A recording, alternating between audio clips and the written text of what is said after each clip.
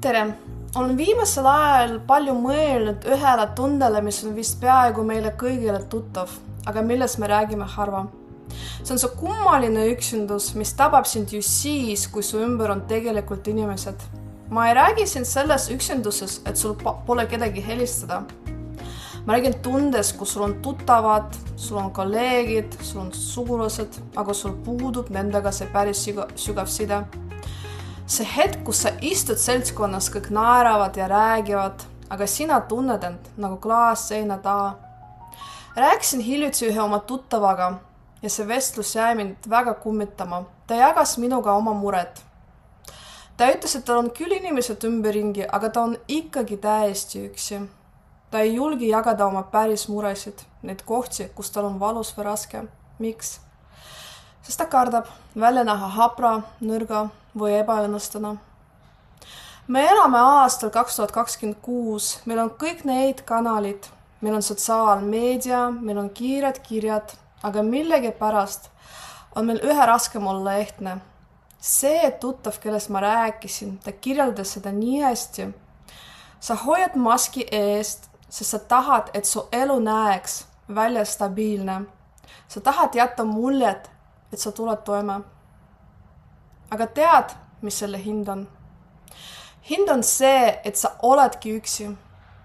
Kui meie ei näita oma haprust, siis me ei anna teistele inimestele isegi võimalust meid päriselt tundma ja õppida või meil toeks olla.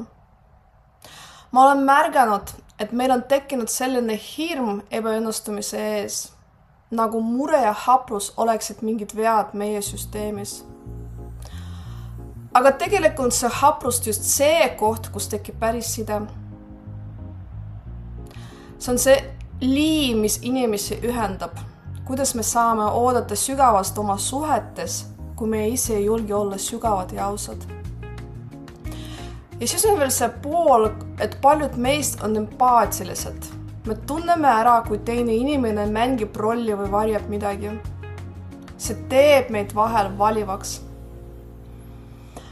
Sa ei taha enam seda tühja juttu rääkida, sa ei taha kuulda pealiskaudseid vastuseid, sest sa näed sealt läbi.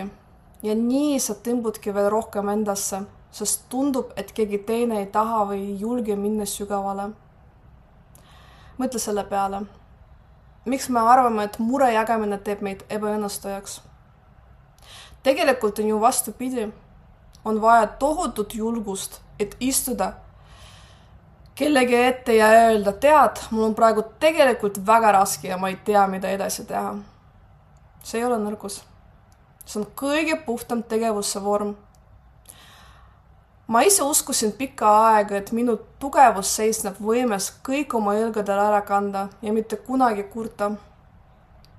Ma arvasin, et see teeb mind asendamatuks.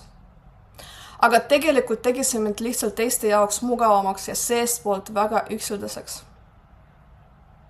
Kui me hoiame kõik endas, sest me ei taha näida haprana, siis me ehitame enda ümber müüri ja müür kaitseb meid küll haiget saamise eest, aga see hoiab ka armastuse ja mõistmise väljaspool. Võid kommentaaridesse jätta ka, kus sa oled ja kui vana sa oled. Võib-olla keegi siit vaatab, tunneb ennast ära ja te leiate üksteist. Ma tahan sulle öelda, et see, kui sa tunned end vahel nõrgana või kui su elu ei ole praegu täiuslik, ei tähenda, et sa oled ebaõnnestunud. See tähendab, et sa oled inimene. See tähendab, et sul on süda, mis tunneb. Ja see on väärtus, mitte häbi. Olen loonud meditatsiooni vabanemine. Ma pean ise saama koormast, mis aitab seda mõtteviisi muuta. Lingi leiad videokirjelduses, kui tunned, et on aeg see koorm maha panna. Ma tunnen, et see vestlus, milles ma algusest rääkisin, andis mulle tõuke luua siia kanalile midagi uut, midagi päris, koha, kus me ei pea teesklema, et kõik on korras, kus võib olla aus, isegi siis, kui on raske. Ma jätan siia video alla oma e-maili, kui sul on midagi südamel, kas sa tunned seda samas üksindus või oled lihtsalt mingis keerulises kohas oma elus, siis kirjuta mulle. ma ei ole terapeut, aga ma olen siin, et sind kuulata ja sinuga koos mõelda. Ja võib-olla me võtame mõne neist lugudest järgmistes videodes koos lahti. Täiesti anonüümselt. Nii et see oleks turvaline. Mitte ainult sulle, vaid kõigile, kes vaatavad ja tunnevad, et nad ei ole ainsad. Sest vahel piisab sellest, et keegi kuulab. Ja et sa saad aru, mida sa tunned on päris ja sa ei ole sellega üksi. Aitäh, et oled minuga siin. Kohtume järgmises videos.